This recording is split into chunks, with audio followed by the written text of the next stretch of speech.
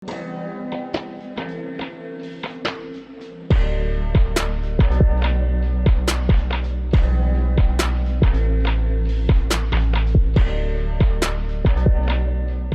I'm Tom Ambrose. I'm from Furneaux Distillery, brand new single malt whiskey producer on Flinders Island. And I'm going to talk about how we like to drink whiskey. But it's important to remember that with drinking whiskey, everybody has a very personal experience and there is no one right way to drink whiskey. However, we like to kind of keep in mind that a lot of single malt whiskey producers have taken a lot of time and a lot of effort to make their product absolutely perfect the way it is. So it's always respectful, at least, to the product to taste it as it is before trying to do anything else with it. So that's the way I like to drink my whiskey. First thing we kind of look at is the appearance of the whiskey, and it might sound like a silly thing, but that is going to kind of dictate the way that you will experience it. A lot of the time with whiskey, it'll be darker if it's been aged in a cask for longer, or if you see a dark red hue or an amber hue, it means that that barrel's had something in it like port or sherry, like a fortified wine, so that's going to be quite a sweet and spicy style. If your whiskey is completely clear, probably means that it's spent no time in a barrel and you can't even call it whiskey at all.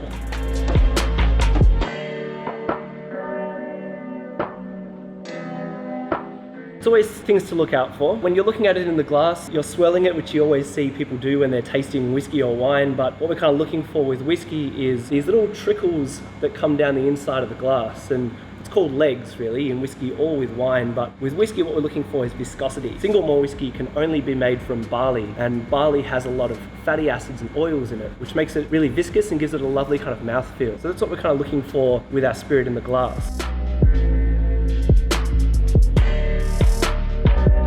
Nosing is really, really important. If you can't smell, you can't taste. What we're looking for out of the whiskey on its nose is a really big, bright aroma. As opposed to tasting a wine, which might be quite low in alcohol, whiskey can sometimes be very, very high in alcohol. A lot of people like to even make cask strength whiskey, which is straight out of the barrel, about 70% or so, and it can be a real assault to the nose. So you've got to be careful with that one. Just kind of gently smelling the inside of the glass. What we're using to taste our whiskey in is called a Glencairn. Glencairn is a place in Scotland that makes these tasting glasses that are used all over the world for whiskey tasting, and they're designed to be bulbous at the bottom so the whiskey can breathe a little bit, but then have a fluted nose so you get to capture all of that aroma. And with nosing, again, it's very personal. What we're smelling is going to be dictated by what we've smelt in the past, really. Aroma, flavour, and all those kind of things are based on experience. So, there will be certain tasting notes that come up quite common.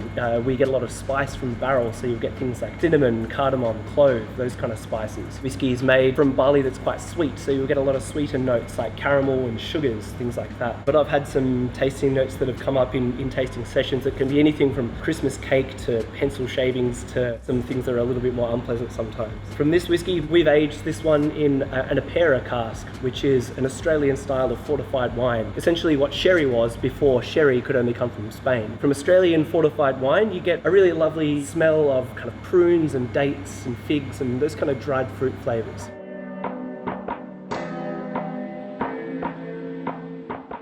After nosing, next comes the tasting. So it's nose, palate, and finish. When we're tasting, we're kind of designing to take small sips at a time. That way you can really have that liquid spread out across your palate and you can experience all the different kinds of flavour. It's always the fun part.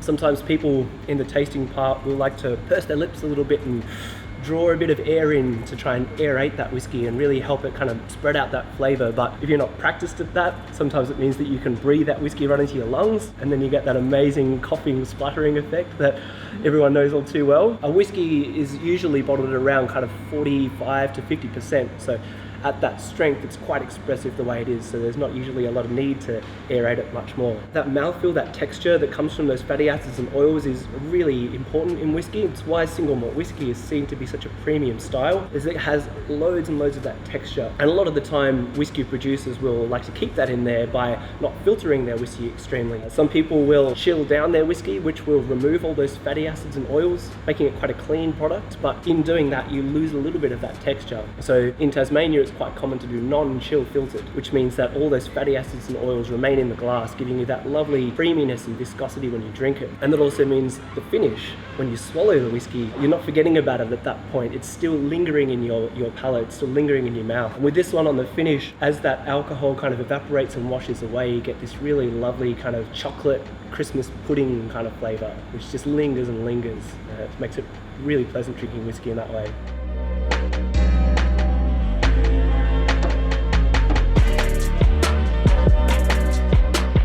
Two common additions to whiskey, which is water and ice. Water can be quite a beneficial thing to whiskey. As I said, coming out of the barrel, whiskey can sometimes be about 70%. So what everyone will do, unless they're making a cask strength whiskey, is dilute it. But they'll dilute it down to a point that they think it tastes best, around 45 to 50%, as I said. But a lot of the time, people's palates will prefer that whiskey at a different strength, maybe stronger, maybe even weaker. So what a lot of people like to do is test that level by adding a couple of drops of water at a time, and that helps the whiskey kind of open up in a way. Alcohol and water aren't a perfect compound, so they sometimes hide little flavor profiles in there that can be really exposed by adding just a couple of drops of water. It can be kind of difficult to add it in little metered drops, so you use a little pipette sometimes or a teaspoon. I'm going to try and use this little jug here.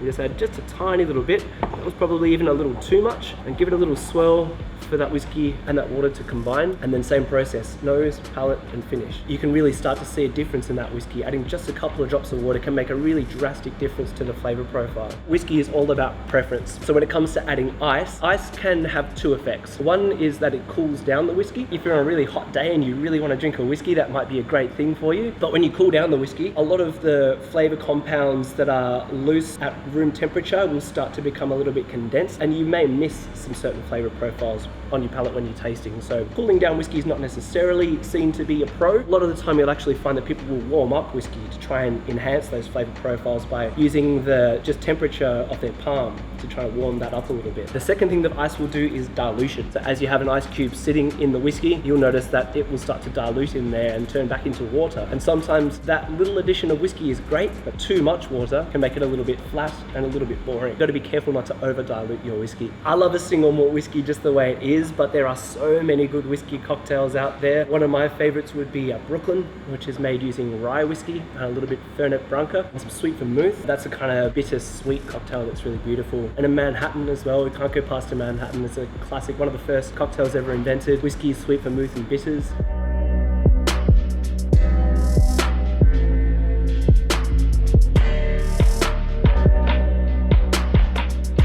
Thanks for listening. If you want to come and join me for a whiskey, come and visit us at Furno Distillery at the Flinders Wharf. Cheers.